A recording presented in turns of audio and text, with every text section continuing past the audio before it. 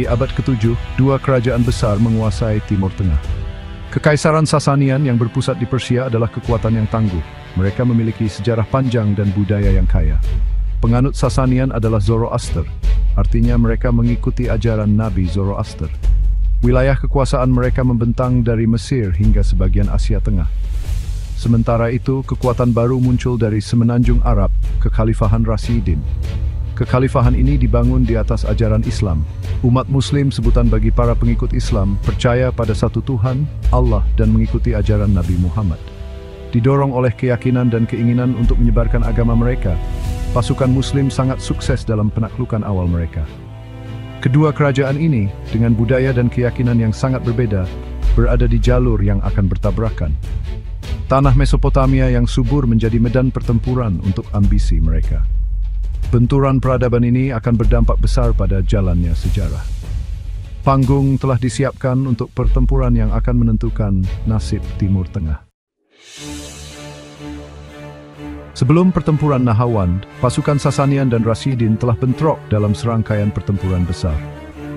Pertemuan awal ini menyoroti kekuatan pasukan Muslim yang semakin besar dan cengkeraman kekaisaran Sasanian yang semakin melemah.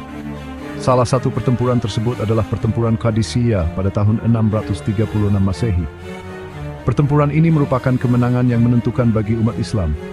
Ini mengakibatkan jatuhnya ibu kota Sasanian, Ctesiphon. Pertempuran penting lainnya adalah pertempuran Jalula pada tahun 637 Masehi. Sekali lagi umat Islam muncul sebagai pemenang. Jalula memperkuat kendali mereka atas Mesopotamia. Kekalahan ini sangat mengejutkan jantung Persia. Mereka menunjukkan kekuatan dan tekad pasukan Muslim. Kemenangan ini membuka jalan bagi umat Islam untuk maju lebih dalam ke wilayah Persia. Konfrontasi itu akan terjadi di Nahawand. Tahun itu 642 Masehi. Di dekat kota Nahawand, kedua pasukan bersiap untuk berperang. Tentara Persia dipimpin oleh Rostam Farrokhzad adalah kekuatan yang tangguh. Mereka dikenal dengan infanteri berat, pemanah terampil, dan gajah perang. Tentara Muslim lebih kecil tetapi disatukan oleh iman dan kemenangan sebelumnya. Pemimpin mereka adalah Numan ibn Muqarrin, seorang komandan yang terampil. Tentara Muslim mengandalkan kavaleri cepat dan pemanah disiplin. Suasana tegang saat kedua pasukan saling berhadapan. Akankah tentara Persia menghentikan laju Muslim? Atau akankah umat Islam mencapai kemenangan menakjubkan lainnya? Pertempuran Nahawand adalah pertempuran yang brutal dan sengit. Tentara Persia mengandalkan kekuatan tradisionalnya, mengerahkan infanteri berat dan gajah perangnya untuk menembus garis Muslim. Para pemanah Persia menghujani barisan Muslim dengan anak panah. Namun, tentara Muslim siap menghadapi taktik ini. Mereka menggunakan kemampuan manuver mereka yang unggul untuk menghindari serangan Persia. Para pemanah Muslim, meskipun jumlahnya lebih sedikit, sangat terampil. Mereka menimbulkan banyak korban di barisan Persia. Numan ibn Muqarrin, komandan Muslim, membuktikan ketajaman taktiknya. Dia memerintahkan kavalerinya untuk menargetkan sisi-sisi tentara Persia, berusaha untuk mengecoh dan mengepung musuh mereka. Pertempuran berkecamuk selama berjam-jam, dengan kedua belah pihak bertempur dengan sangat ganas. Hasilnya masih belum pasti. Namun, gelombang mulai berbalik menguntungkan umat Islam. Keyakinan Jerman sendiri yang tak terkrihikan, dikombinasikan dengan taktik breakthrough yang efektif melemahkan perlawanan Persia. Bagian 5, kemenangan dan kekalahan, hasil di Nahawand. Seiring berjalannya waktu, tentara Muslim berada di atas angin. Serangan mereka yang tak henti-hentinya dan manuver yang terampil mulai merugikan pasukan Persia. Semangat juang Persia goyah. Melihat peluang, Numan ibn Muqarrin memerintahkan serangan yang menentukan.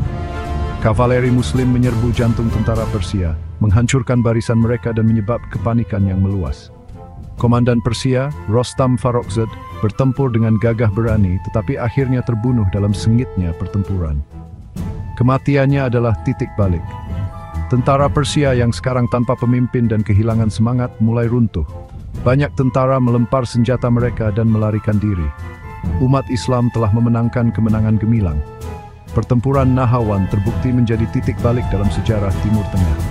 Ini menandai berakhirnya dominasi Sasanian dan dimulainya pemerintahan Islam di Persia. Bagian 6.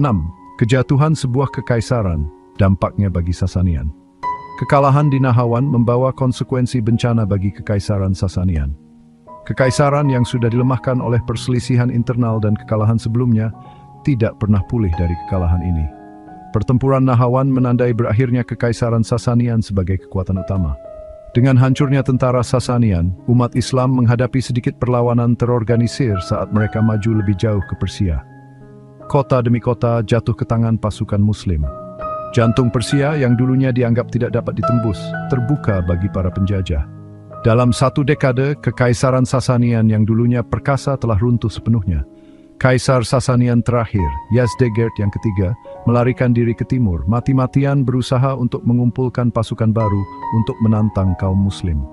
Terlepas dari usahanya, dia hanya mendapat sedikit dukungan. Rakyatnya sendiri, yang kehilangan semangat dan kecewa karena kekalahan selama bertahun-tahun, hanya memberikan sedikit perlawanan kepada para penguasa baru. Bagian 7. Munculnya tatanan baru, Islam menyebar lebih luas. Kemenangan Muslim di Nahawan memiliki konsekuensi besar tidak hanya bagi Persia tetapi juga bagi masa depan Islam. Pertempuran itu membuka jalan bagi penyebaran Islam yang cepat ke wilayah baru dengan warisan budaya dan intelektual yang kaya. Umat Islam yang sekarang menguasai Persia memasukkan unsur-unsur administrasi dan budaya Persia ke dalam kerajaan mereka yang sedang tumbuh. Persia, dengan lokasi dan sumber dayanya yang strategis, menjadi bagian penting dari dunia Islam yang berkembang pesat. Kemenangan di Nahawan juga semakin memicu penaklukan Muslim. Dari basis baru mereka di Persia, pasukan Muslim akan menaklukkan wilayah yang luas di Asia Tengah, Afrika Utara, dan sebagian Eropa.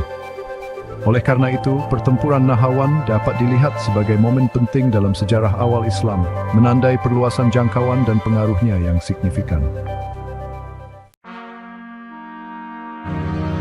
Bagian 8. Gema Nahawan, dampak jangka panjang. Dampak dari pertempuran Nahawan bergema sepanjang sejarah. Ini bukan hanya tentang perubahan teritorial, itu adalah pergeseran budaya dan agama.